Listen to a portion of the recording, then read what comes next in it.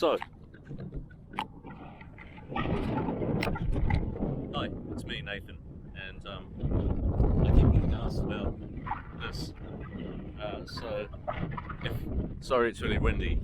If you've watched my YouTube channel, which is not really a channel, it's just a whole bunch of random videos, you would notice that this car has a gazillion times more views than anything else. And it's also the kind of car, not the kind of car, it's also the car that I get emails about and people message me about. Mainly because they've bought it or they're worried about their cars, or you know, they just want to get some advice on things and see how my one's running. So I thought I'd do a video and just show you how this is held up, because when I did make that first video on this car, it had just arrived into Australia. It wasn't the height of summer here then, and because it is, well, it's pretty much summer here now, we have had just 1 or 2 days that have been 40 degrees Celsius. I think that's about 110 Fahrenheit, or near that. And a big thing with these cars is people are worried about cooling for them. So is it going to overheat in Australia? This one, and I think it has a lot to do with, I'm going to get out of the wind, I think it has a lot to do with preventative maintenance. So you would know, if you've watched anything that I've done before, that I've done everything to this car. It's got the coolant, all the oils, all the fluids, all the filters, everything. And so I gave it the best chance to fight against the climate that we have here. I just gave it a wash today, and for the first time in about a month I had left checking the oils and fluids and things for an entire month, because normally I check it, especially when I buy a car that's this old, I check it sort of every 2 or 3 days obsessively. That's how you figure out if a car's good or not, you know. If you check it every couple of days and you notice that it's burning oil, you might want to have to go to a thicker grade oil, or you know, it'll tell you that there's something wrong with it. The same goes for coolant, things like that. And you can pick up leaks, because sometimes if you buy an old car, people might water blast or steam clean the engine, and the leaks will only appear after a while of you owning it. So I left it for an entire month, and then I checked the oil and fluids, and it was fine. It was just where it was a month ago. The day that it was 40 odd degrees, we drove it around a lot. We went to the beach, we went up north, there was bits of traffic that we sat in, and you know, hot traffic where, you know, the car in front is right here and its hot exhaust is blowing into the intake of your car, and that's when a lot of cars start to overheat and issues start to happen. You would know, if you did see the original videos, that I changed the water temperature sensor on this car, and so the temp gauge reads accurately. And no, there's no issues with heating at all. The air conditioning works nice and cold, front and back. What you would notice is I changed the wheels. So when I was registering this in Western Australia, you would notice the Western Australian number plates. When I bought it, the car came from New South Wales, or it came from Japan. The guy who I bought it from, who imports these, registers it in New South Wales because that's where his business is. And I had to change the registration to WA because I live in WA. The Department of Transport here kicked up a massive stink about the wheels, about the weights, and it works differently here. WA just has to be difficult. Normally you go to a workshop, they check the car out, they say, okay, it's good, it passes according to whatever they need to check, and you take that paperwork that the workshop gives you to the Department of Transport, and you pick up your plates and pay for it, and off you go. But over here, the workshop checks it out, they then have to submit it to the Department of Transport themselves.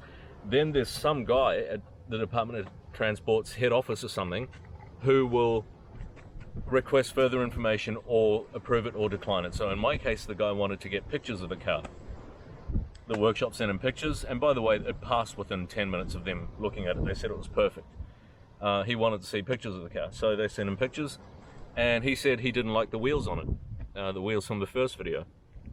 The workshop said that the wheels are legal in size because it's a four-wheel drive. You can go 2 inches above. But the guy didn't like that. He started arguing that it's not a four-wheel drive. The workshop said yes, it is definitely a Toyota four-wheel drive.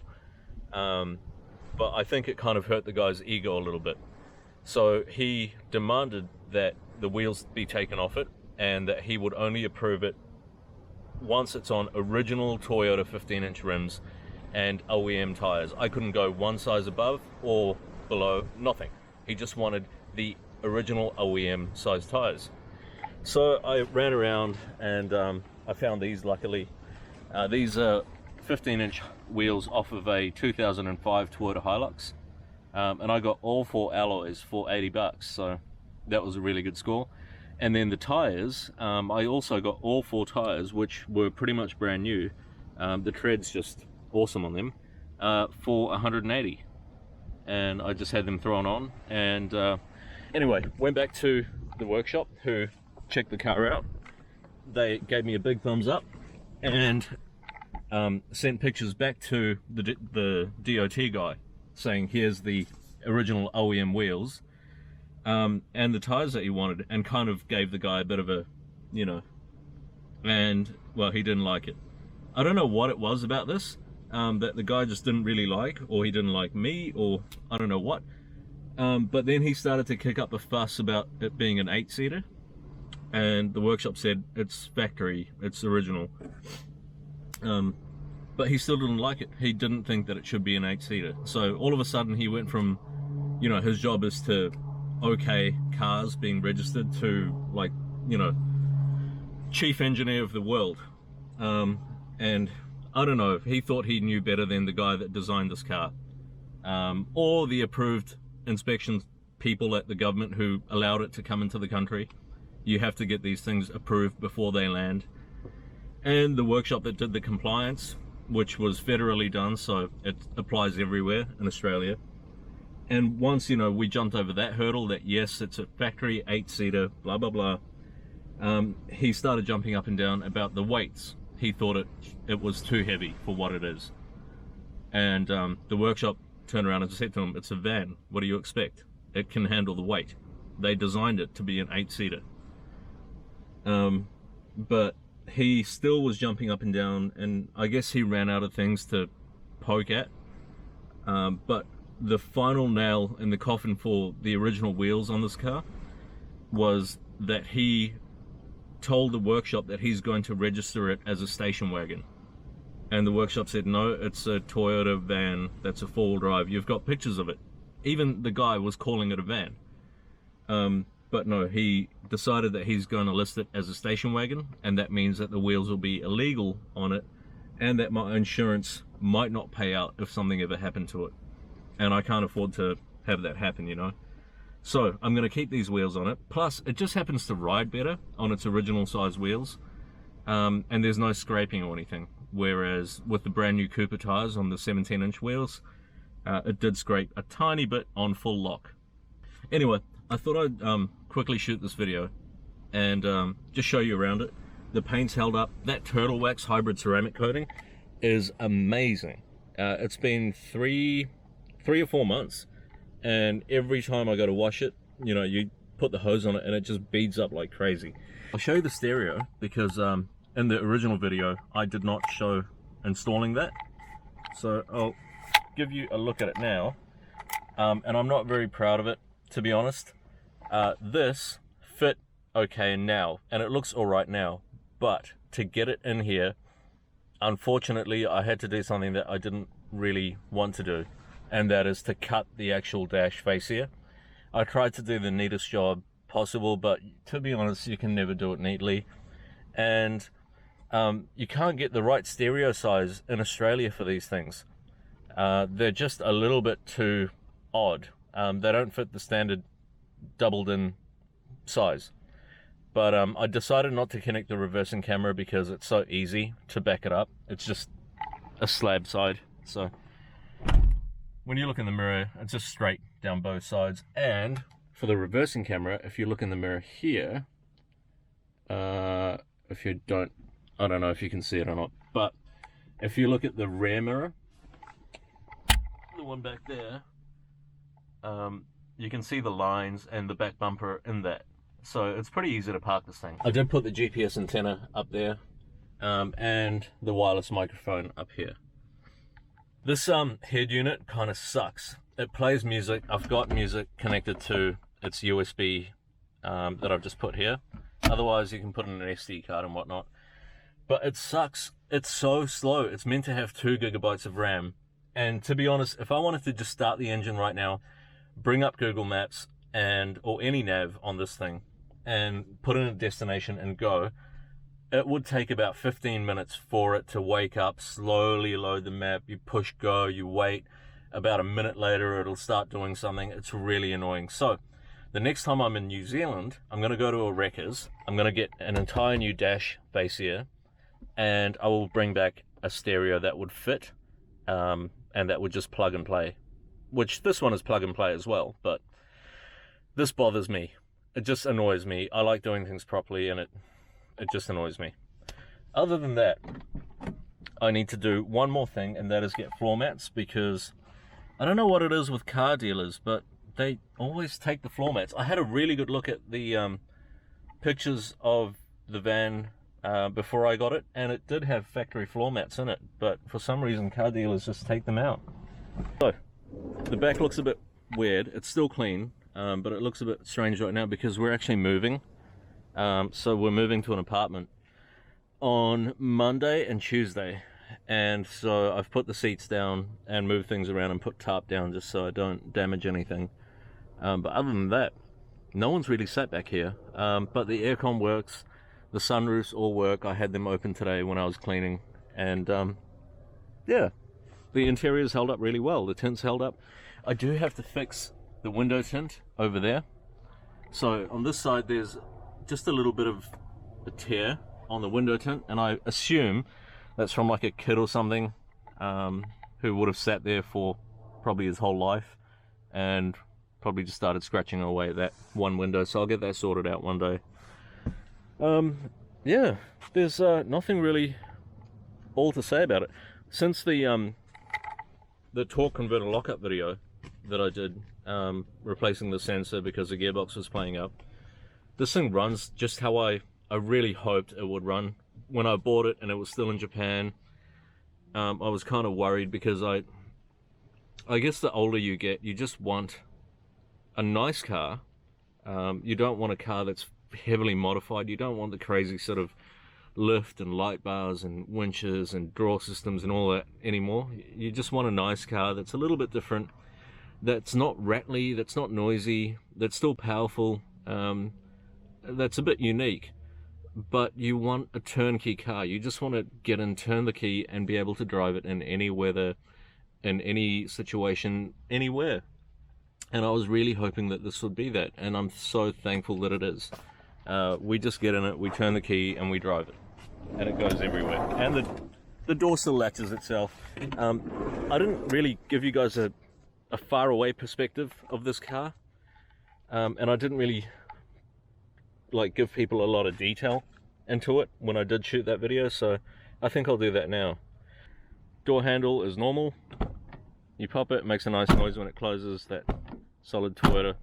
And yes, the paint is that nice. Door cards, so you've got your velour. They're quite thin, the door cards. You just have your power window for the passenger. These interior lights have all been changed to LED by someone, not me. And this is all soft touch. You know, people always bitching and moaning about the interior materials. Well, this is velour and this is all soft touch. These speakers here, I believe the standard speakers were 4-inch speakers in here, which this one doesn't have, and that these were an optional aftermarket speaker. Sorry, not aftermarket, these were an option. So it's got the more banging sound system. This is not soft touch. This is, oh no, it's sort of soft touch, but it does have airbag, passenger and driver. There's not really a lot to say about the dash. You have your aircon vents, AC works perfectly. The interior storage is really nice. So you have a huge amount of storage. This center bin is pretty big. And I love when I get a car for me, like I find places for all my stuff. Things have to belong, and that's where my phone belongs. Like for me, I'm pedantic.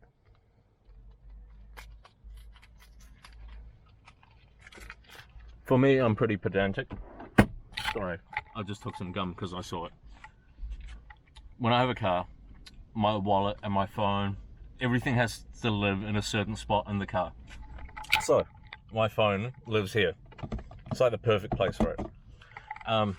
This, I think, is for CDs from the 90s. And then you've got your ashtray, which I stopped smoking. It's been about 2 weeks now, and I don't feel like it. So, after what, 17 years of smoking, I quit. Great. The cup holders are there, and then the secondary engine latch to lift up the passenger seat and get to the engine is here. And the first one is just here. This seat is about a meter off the ground, so you do sit really high, higher than a pickup truck or an SUV. And of course the sunroofs are still fine, they're all good. I believe these lines here are the antenna for the stereo.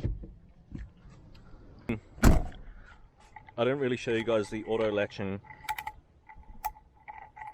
side door properly, so I'll show you that as well. I gotta get my little legs out on the tripod.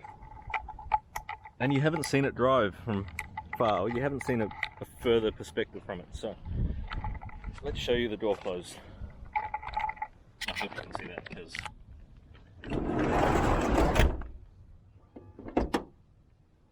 yeah, you can see it probably better from here. Oh. See, closed itself. I actually had some stickers made up. So when I got the car, it had the dealer's sticker here, and then I had a YouTube sticker with my name on it for my YouTube channel. And the reason I made up the YouTube channel and a video on this and a sticker is not because I think I'm cool. It's because I kept getting stopped by people everywhere I went. I'd go to KFC, and I'd see like in the nighttime like these lights like darting around. I'd be like, what the heck is that? And then you'd stop and someone would pull out in front of you, you think you're about to be mugged. And it's just someone who wants to see the car.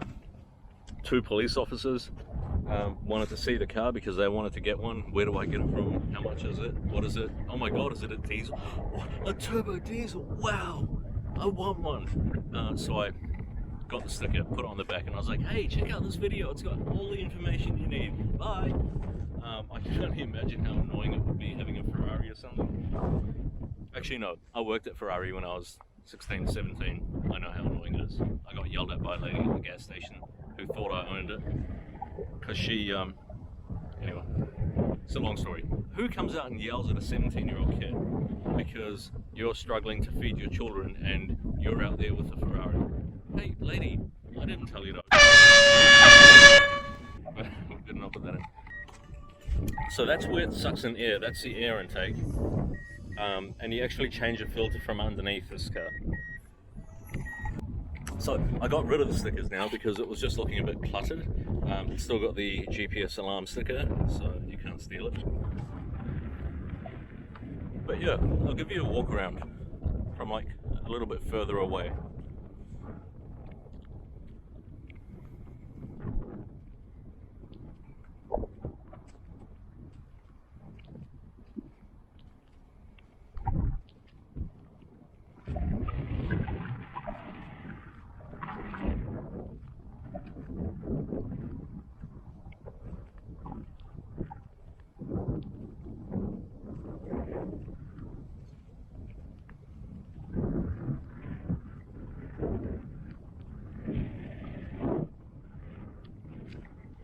And you haven't seen it driving, so let me put this here and do like a driving loop.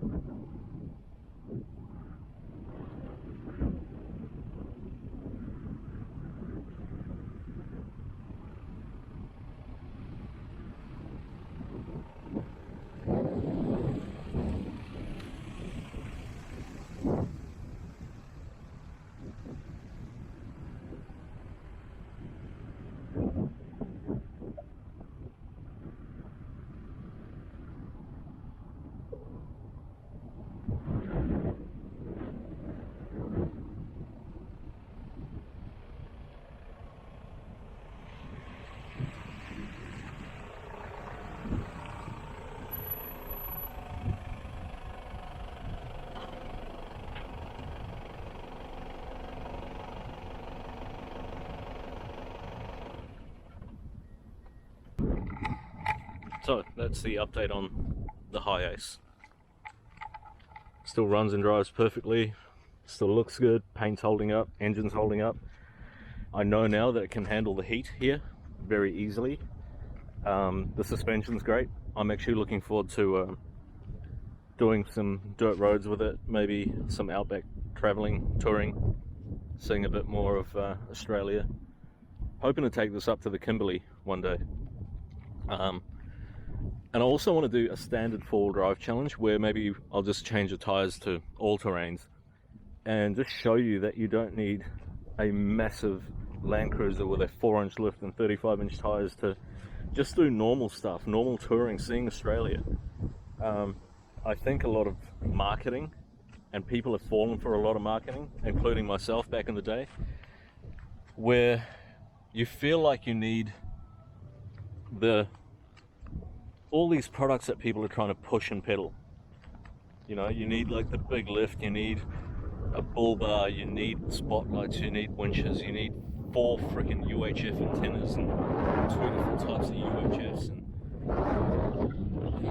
half the time you get them, people are just driving stock standard four-wheel drives, and they drive in and out all the time.